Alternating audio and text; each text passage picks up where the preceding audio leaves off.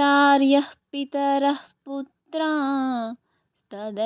చ పితామహా మాతులా శ్వశురః పౌత్రः శాలా సంబంధినస్తదా ఏతాన్న హంతుమిచ్చామి జ్ఞతోపి మధుసూదన అపి త్రైలోక్యరాజస్య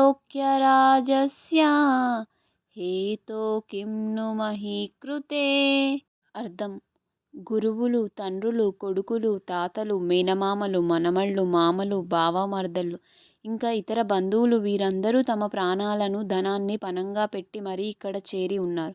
ఓ మధుసూదన, నా మీద వారు దాడి చేసినను నేను వారిని సంహరింపను. ధృతరాష్ట్రుని పుత్రులను సంహరించినను ఈ భూమండలమే కాదు ముల్లోకములపై ఆధిపత్యం సాధించినా సరే ఏం తృప్తి ఉంటుంది మనకు?